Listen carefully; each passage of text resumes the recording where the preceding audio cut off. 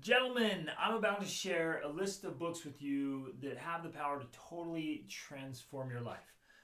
Just getting the ideas into our head, right, changes everything. There was a great thinker or writer who said that a mind once expanded can never return to its former dimensions.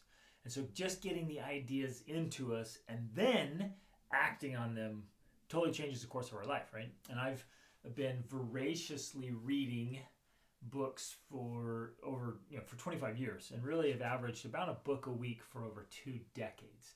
I've read a lot of great books across every field and genre, and some of these books literally changed the course of my life. Like, we'll start with the first one. The first one on my list is it's a tiny little book called As a Man Thinketh by James Allen. I went ahead and got the full collected works by Allen called Mind is the Master. It's a beast. You can read the whole collected works of Allen. It'd be way worth it. The guy's amazing. But if you're just going to start As a Man Thinketh by James Allen, now that one changed the way I think. And again, at least 80% of all your success will come from your psychology, the way you think, from either your mindset. And that's actually a book that's not in this list by Carol Dweck. That's a phenomenal book. Read that one. Mindset by Carol Dweck. That's a bonus right there. So you get your mindset right, plus you address the way you think. And Alan goes into that and really explains it so well. Like the way we think, what you think about, you bring about. So it affects your physical health, it affects your emotional health, it affects your relationships, your circumstances, your finances, everything. It all starts with thinking. And I read that book and I loved it. And then I read it again, and loved it. And then I read it again, And I'm like, I want this to be a part of my life. So then I actually implemented a morning routine where I read a page or two from As a Man Thinketh every single morning for over 2 years, until his way of thinking just became my way of thinking. So book number one, As a Man Thinketh by James Allen. On that same line, somebody fortunately handed me this book, How to Win Friends and Influence People by Dale Carnegie, when I was 17. I was out on my own at an early age. And I was shy, I was timid, I was discouraged, I was lonely, pretty hopeless, and socially handicapped. I had no social skills at all, and no friends, didn't have family around. And so somebody gave me this book, and like, mostly I'm sure because they're like, man, you need it. And I'm glad they did. This is like the Bible for social skills, and it's worth reading again and again and again. I did the same thing when I was going through As a Man Thinketh. I grabbed this one. I thought, I could read a couple pages from this every single day until I master some specific skills that just help you relate to people, like listening and using their names and being interested instead of always trying to be interesting. There are these little frameworks, these little nuggets of truth that change everything. One of them that has always stuck with me says, be lavish in your praise and hearty in your approbation, meaning go around giving compliments, praising people, lifting people. You love that when you get compliments, and people love it when you give them compliments. So that's number two, How to Win Friends and Influence People. So already we've addressed the mind, and which again improves everything else. Now we address our interactions with others, which is life and all of our relationships, right? So just with these two, you could really level up your life. If you read them before, read them again. Like, mastery comes from repetition, so just keep going and going. Here's another one that not many people know about. Maybe you've heard of those ones before. They're pretty well known. This one, short, sweet, powerful, amazing. It's called The Majesty of Calmness by William George Jordan. Again, super short book. I mean, this one I think they expanded and tried to get it on as many pages as possible, and it ends up only being somewhere around 46 pages. I mean, just, okay, so 50, oh, here we go, I'm getting to the end, 54 pages, right? Awesome. Again, great classic, worth reading and rereading all the time. I recommend this to all my coaching clients. Like, this book is fantastic. And again, these are books that are short, powerful, you can get through them quickly. And I recommend you do that. Like, here's a framework for reading, right? Grab a book like this that's a real classic and read it a few times, and then implement it where you read a page as a morning routine or a lunch routine. Maybe you keep them at your office, and when you stop at your lunch break, you just break it out and you read a page. They're like that. These books are like that, where they're just deep, profound classics. You can open up to almost any page and just read a couple of paragraphs here and just chew on it and let that idea marinate. Really just reflect on it. Say, how can I work on this today? How can I put this into my life this week? How does this apply to situations I'm facing? Man, it's literally, you can turn to any page in here. You see my annotations. Like, wow, this book. And so they're worth revisiting often, going through often, and then, going back and grabbing bits and pieces as reminders of the kind of man you want to be. So there we go. And man, this one about keeping your mind and your emotions in check and keeping your perspective aligned with reality. So book number 3. Number 4 is a triple, kind of a triple set. It's the Wallace Wattles trilogy. So it's 3 books in one. Again, small. You can buzz through these. It's The Science of Getting Rich, which will totally, if you haven't read this one, it's amazing. And if you have, go through it again. Again, this is a classic you repeat. The whole idea and framework behind money and abundance, and he makes an argument, I totally agree, why it is absolutely essential. You have to become wealthy. You have to. In fact, he makes a point, you cannot become your very best self and reach your full potential if you don't become really wealthy. You just can't get the resources you need to reach that kind of height, right? It's awesome. So The Science of Being Rich. The next one is The Science of Being Well, where he just talks about real health and wellness. Again, old timeless principles. And The Science of Being Great. Fantastic. Again, it's a trilogy, right? So you're getting 3 books in one. Great classics to be read again and again. That puts us at book number 4. Is that right? Then another one not many people know about, but oh baby, I love this book. 5 Major Pieces to the Life Puzzle, Jim Rohn.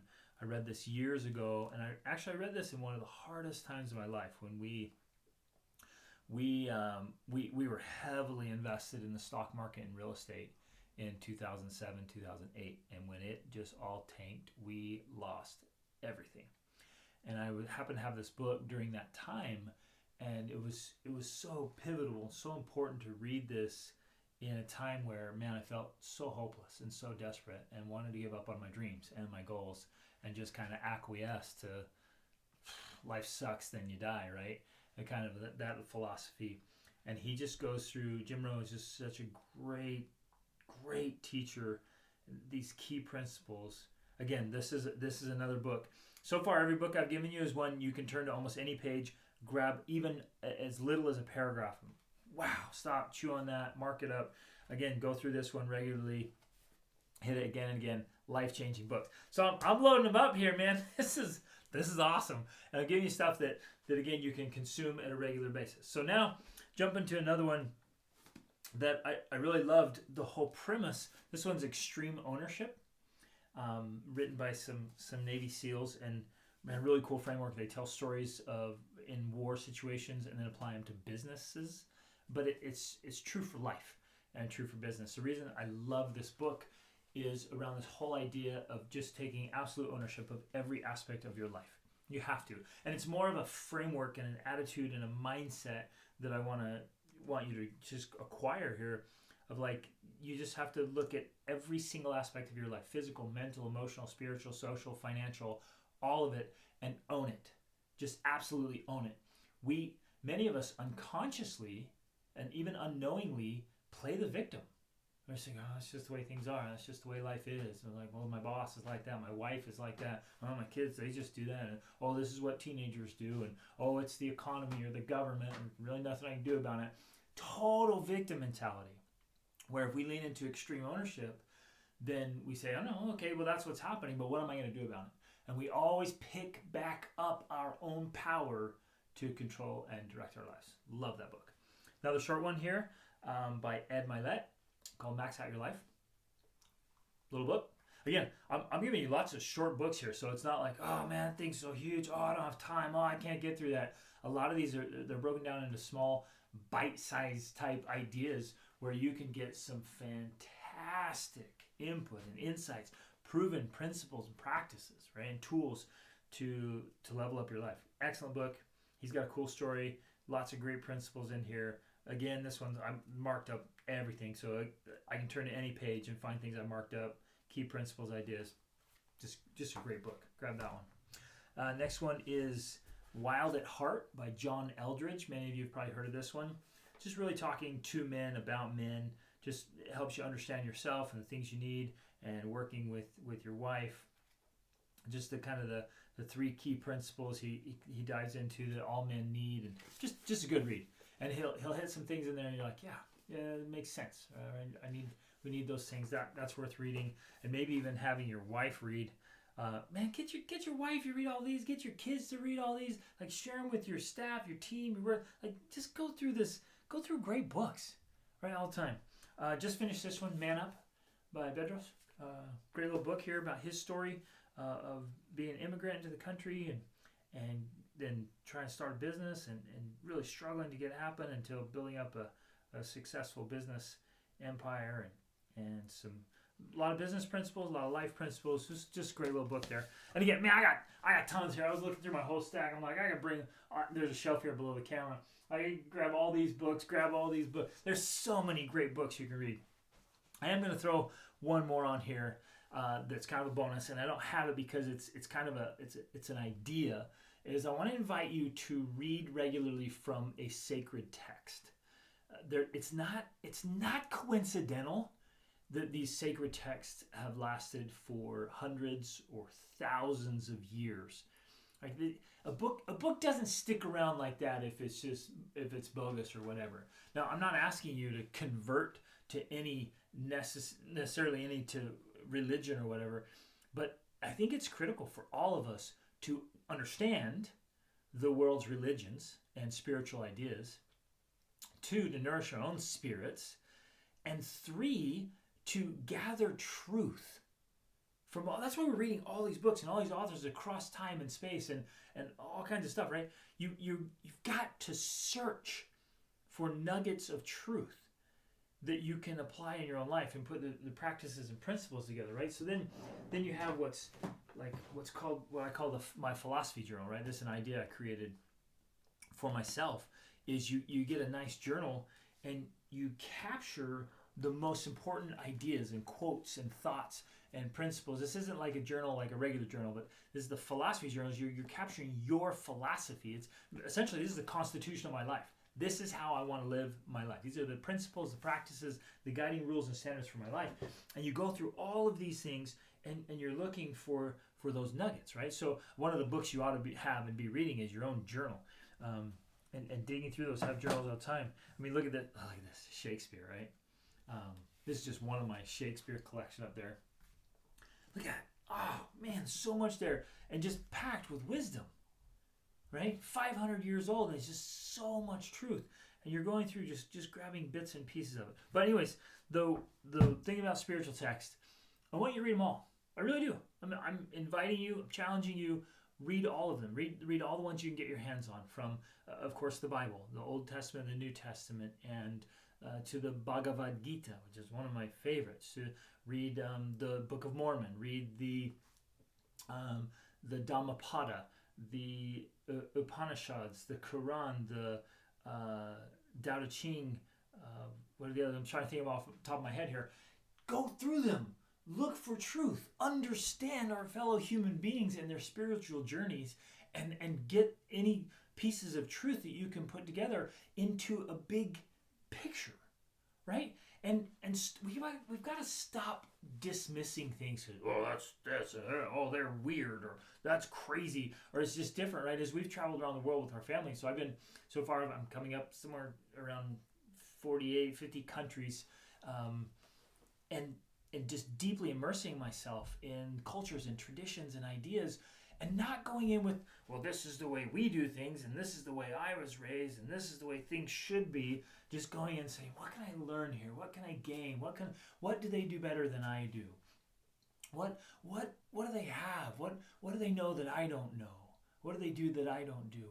What's here to be learned and gained? Man, I love that philosophy and idea, and always be curious, lifelong learners, right? There's never a graduation from education.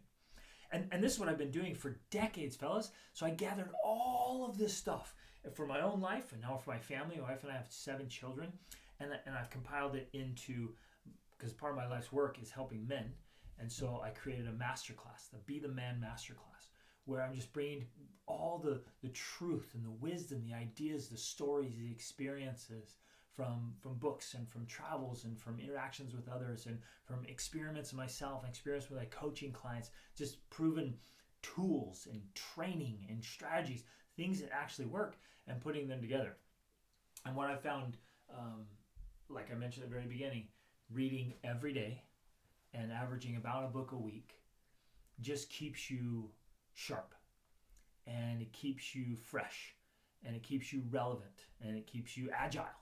Because as things are changing and shifting, right? You're reading these old classics that have just timeless principles that never go away. And then the most recent book off the press, you're grabbing and saying, okay, what's important here? What's next here? What do I have to be aware of? The changes that are coming, whether they're in the economy or the globe or society or civilization or government or whatever, like keeping that edge, because you want to be a leader. You want to lead your field. You want to lead your life. You want to lead your family. You want to be a social leader.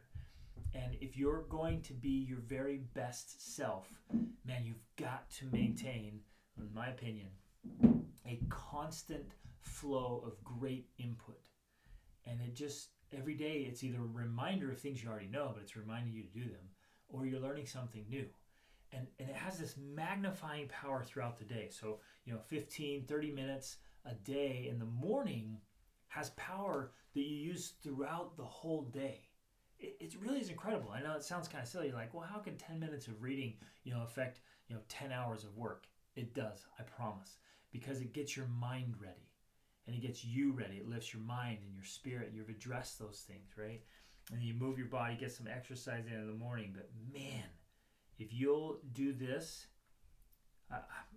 again, if you're chasing a big goal or facing a big challenge, read in your field. And I'm going to do some follow-up videos with this of specific books for genres, for family, for business, for thinking, right? And get a clear picture of how you're going to level up each area of your life. But make it a habit to be lifelong learners. Read and reread these fantastic books right here, and they have the power to totally transform your life and help you create, design, and live the life you dream of as your best self. Reach outward.